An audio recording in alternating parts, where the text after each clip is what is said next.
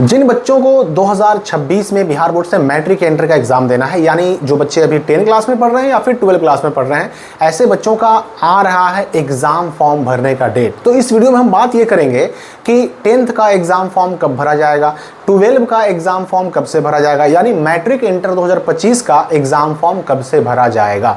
Exam form भरने के लिए क्या हमें कोई डॉक्यूमेंट भी तैयार करके रखने हैं, और एग्जाम फॉर्म भरने के बाद 10 और 12 क्लास के लिए, यानी जो 2026 में मैट्रिक इंटर का एग्जाम देने जा रहे हैं बच्चे, उनको एग्जाम फॉर्म भरने के बाद क्या क्या काम और करना होगा, कौन कौन सी चीजें उनके सिस्टमैटिक तरीके से अभी बाकी हैं, सब कुछ की चर्चा होगी। एग्जाम फॉर्म भरने से लेकर के छूटा हुआ रजिस्ट्रेशन डेट तक, या फिर जो एग्जाम फॉर्म के बाद सारे काम होने जा रहे हैं एक फाइनल एग्जाम से पहले, उन सब की बात है।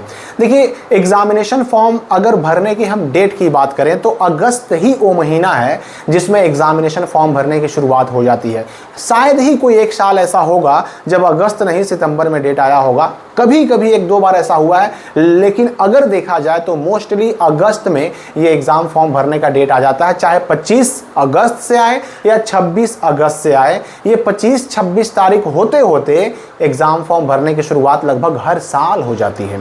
इस साल भी डमी रजिस्ट्रेशन कार्ड आ चुका, सुधार का काम पूरा हो चुका, उसको अपलोड करने का काम पूरा हो चुका, उसका डेट भी खत्म हो चुका है। अब बस बारी है तो एग्जाम फॉर्म भरने का डेट आने की। तो देखिए, मैट्रिक का एग्जाम फॉर्म कब भरा जाएगा और इंटर का एग्जाम फॉर्म कब भरा जाएगा, दोनों का जवाब वही है कि 25 या 26 अगस्त 2025 से जो विभागीय सूचनाएं, कुछ इंटरनल सूचनाएं मिली हैं, उन सूचनाओं के आधार पर 25 या 26 अगस्त 2025 से मैट्रिक इंटर का एग्जाम फॉर्म भरने का डेट आ जाएगा, एग्जाम फॉर्म भरा जाएगा। ये भी याद रखिए आप कि एग्जाम फॉर्म भरने के लिए आपका स्वयं वहां पर मौजूद होना जरूरी है, ठीक है। लेकिन यहां पर यह भी याद रखना है कि अगर कोई बच्चा, मान लेते हैं कोई 10-12 क्लास का बच्चा है जो अभी बिहार में है ही नहीं, उसको मैट्रिक का एग्जाम फॉर्म भरना है, इंटर का एग्जाम फॉर्म भरना है, लेकिन बिहार के बाहर निकला हुआ है, तो ऐसे बच्चे के गार्जियन भी चाहे तो उसका एग्जाम फॉर्म भर सकते हैं, लेकिन स्कूल वाले अलाउ करें तो। क्योंकि अब देखिए, ऐसा मामला तो है नहीं कि आप अपना स्कूल चेंज कर लीजिएगा, जहां से आपका एडमिशन हुआ, जहां पे आपका रजिस्ट्रेशन हुआ, एग्जाम फॉर्म भी वहीं भराएगा, तो आपका होना तो जरूरी है।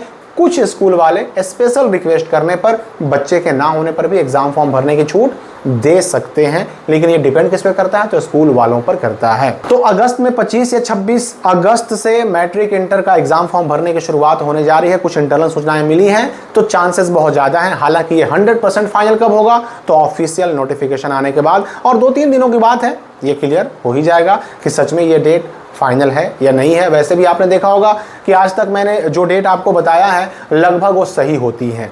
आज तक लगभग 100% तो नहीं, लेकिन हाँ, हम कह सकते हैं कि 95% सही होती है, क्योंकि पिछले कई सालों का अनुभव मुझे भी है, जिसके आधार पर मैं आपको सूचनाएं देता हूं, अंदाजे बताता हूं, ताकि आपको भी एक टाइमलाइन का आइडिया मिल सके।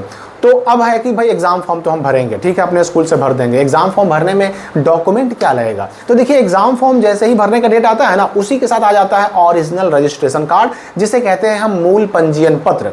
ये तो इससे पहले जो आया ना, ये था डमी पंजीयन पत्र, और डमी पंजीयन पत्र का अब आगे जिंदगी भर कभी कोई काम नहीं पड़ने वाला। उसका काम बस इतना ही था कि अब आपने जो उसको देख लिया, उसमें सुधार करने की आवश्यकता थी, सुधार करवा लिया और उसको अपलोड करवा दिया, बस काम इतना ही भर था उसका। अब उसका जिंदगी में कभी कोई काम नहीं पड़ेगा।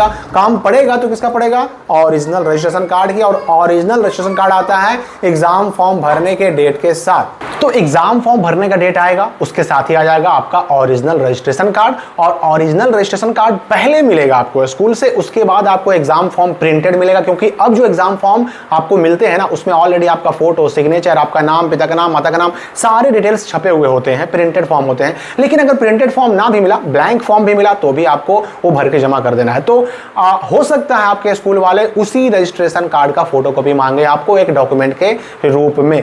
मांग भी सकते हैं, नहीं भी मांग सकते हैं, कोई स्कूल मांगता है, कोई नहीं भी मांगता, क्योंकि मैंने अभी कहा कि वैसे भी अब जो एग्जामिनेशन फॉर्म आता है, परीक्षा फॉर्म आता है, वो प्रिंटेड आता है, उसमें आपके सारे डिटेल, रजिस्ट्रेशन नंबर वगैरह सब कुछ छपा हुआ रहता है। तो मांग भी सकते हैं, नहीं भी मांग सकते हैं। हाँ, अगर स्कूल वाले चाहें तो जो EBC यानी BC1 कैटेगरी के बच्चे हैं, SC और ST कैटेगरी के बच्चे हैं, इनके एग्जामिनेशन फॉर्म के शुल्क में कुछ पैसे की छूट होती है, BC1 SC और ST को, BC2 को नहीं, जनरल को नहीं। तो ऐसे BC1 SC ST के छात्रों को हो सकता है कुछ स्कूल वाले जाति प्रमाण पत्र मांग बैठें। हालांकि ये भी देखिए अलग अलग स्कूलों का मामला अलग अलग होता है, कोई मांग भी सकता है, कोई नहीं भी मांग सकता है, ये भी स्कूलों पर डिपेंड करता है।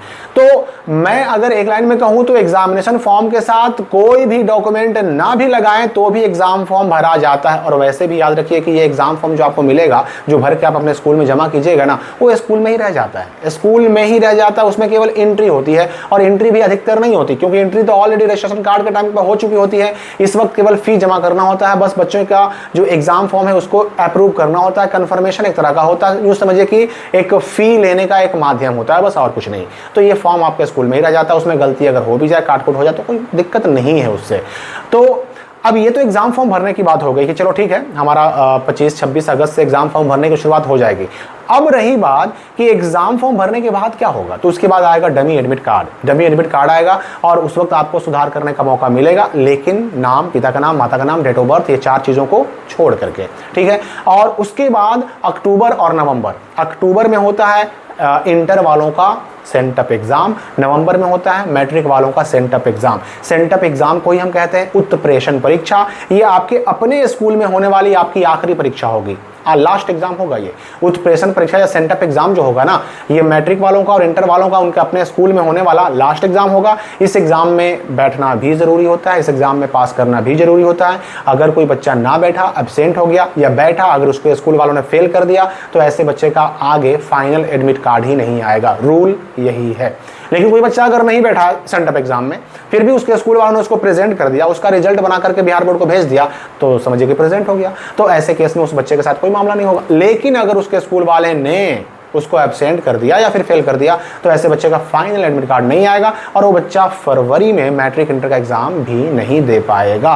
ये भी आपको याद रखना होगा। सेंटअप एग्जाम अक्टूबर और नवंबर महीने में, उसके बाद जो है ना दिसंबर महीने में इंटर वालों का आ जाएगा प्रैक्टिकल का एडमिट कार्ड, और जनवरी में हो जाएगा इंटर वालों का प्रैक्टिकल एग्जाम, क्योंकि इंटर वालों का प्रैक्टिकल एग्जाम भी होता है लिखित, और उसके बाद फाइनल एग्जाम भी होता है। तो इंटर वालों का दिसंबर में आएगा प्रैक्टिकल एडमिट कार्ड, जनवरी में होगा प्रैक्टिकल एग्जाम, और फिर इंटर वालों का 12 वालों का जनवरी में आएगा फाइनल एडमिट कार्ड, फरवरी में होगी फाइनल परीक्षा इंटर वाली।